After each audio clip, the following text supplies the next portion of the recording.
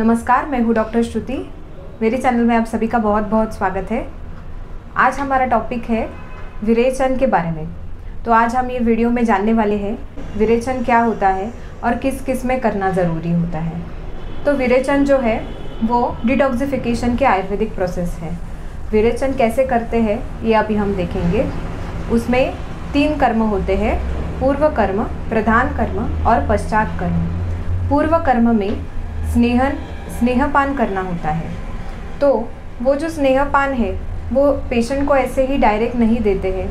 आप जो भी आपको डिसीज़ है या फिर आप जब भी क्लिनिक में आते हैं तो आपकी नाड़ी परीक्षा करके, आपकी प्रकृति देख के, आपकी अग्नि परीक्षा करके, आपकी कोष्ठ परीक्षा करके, उसके बाद आपको कोई दीपन पाचन औषधि दी जाती है जो 2 से 5 दिन तक दी जाती है।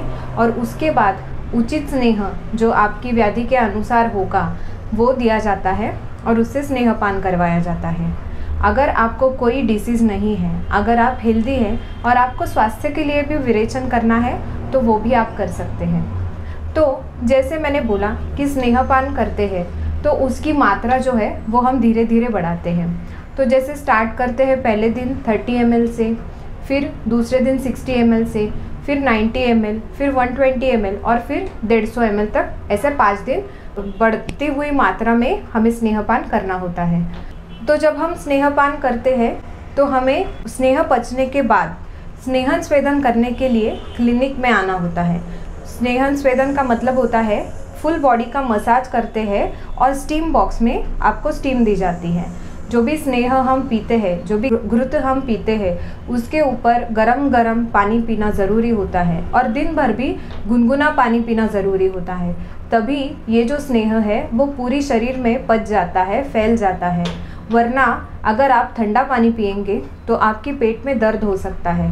तो इसका ये जो प्रोसेस है ये आपको अब हमारी सेंटर में आने के बाद पूरी तरह से समझाई जाती है और आपसे ये करवा भी ली जाती है। इसके साथ साथ आहार के भी परहेज़ होते हैं, वो भी आपको फॉलो करने होते हैं। फिर जब आप शाम को स्नेह पूरा घी पचने के बाद स्नेहन स्वेदन के लिए आते हैं तो वो प्रोसेस की वजह से ये जो घी है जो शरीर में फैला है तो वहाँ से जो शाखागत दोष है वो कोष्ठ में लाने के लिए स्नेहन स्वेदन मदद करता है। जो भी टॉक्सिन्स आपकी लिम्स में फैले हैं उसको एब्डोमेन में लाने के लिए मदद करता है। अभी ये जो 5 दिन का पूर्व कर्म हुआ उसके बाद 1 दिन का गैप दिया जाता है, उसको बोलते हैं स्नेह विराम। उस दिन आपको कोई भी घृतपान करना नहीं होता है। उस दिन भी खाने का कुछ परहेज़ होता है, वो भी आपको क्लिनिक में बताया जाता है। और प्रधान कर्म मतलब विरेचन जो देते हैं वो दिन। तो दूसरे 7वें दिन क्या करते हैं, सुबह विरेचन की दवाई दी जाती है आपकी कोष्ठ के अनुसार, आपकी अग्नि के अनुसार और आपको क्या डिसीज़ है उसके अनुसार ये विरेचन की दवाई सिलेक्ट की जाती है और आपको इसका विरेचन दिया जाता है। वो जो मेडिसिन है वो आपको सुबह 8 से 10 बजे के बीच में, जो आयुर्वेद के हिसाब से पित्त का काल बोला हुआ है, जहाँ पे हमारी बॉडी में पित्त दोष संचित होता है, तो उस वक्त आपको ये विरेचन की दवाई पीनी है और उससे आपको आगे लूज मोशंस आते हैं। तो अगर आपकी बॉडी में कितने दोष है आपका या फिर विरेचन का दवाई कितना स्ट्रॉन्ग दिया है उस हिसाब से वेगों की कमी अधिकता हो सकती है। जैसे किसी को 7 वेग आते हैं, किसी को 14 वेग, किसी को 15 वेग, ऐसे भी आ सकते हैं। अभी ये जो प्रधान कर्म है उसके बाद आता है पश्चात कर्म। पश्चात कर्म में आपको, अभी आपने जैसे विरेचन किया है तो आपका जो अग्नि होता है, डाइजेस्टिव फायर होता है, वो मंद होता है, तो उसके कारण आप हेवी खाना पचा नहीं सकते। तो अभी आपकी अग्नि को धीरे धीरे वापस अपनी जगह पे लाने के लिए और आपकी जो डिटॉक्सिफिकेशन हुआ है तो अपने बॉडी को भी वापस बैलेंस में लाने के लिए आपको संसर्जन क्रम दिया जाता है जिसमें आहार का पथ्य होता है।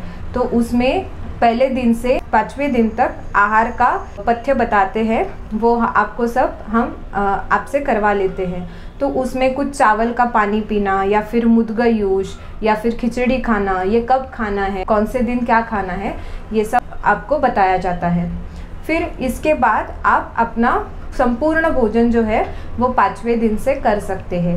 अभी ये जो विरेचन का प्रोसेस है, इसको करने के बाद आपको बहुत ही ज़्यादा रिफ़्रेशिंग लगता है, आपकी एनर्जी लेवल बढ़ती है, आपकी जो भी बीमारियां है, जो भी संचित पित्त है, वो सब दोष आपके कम हो जाते हैं और आपकी स्किन भी एकदम ग्लो करने लगती है और आप में एक हल्कापन महसूस होता है।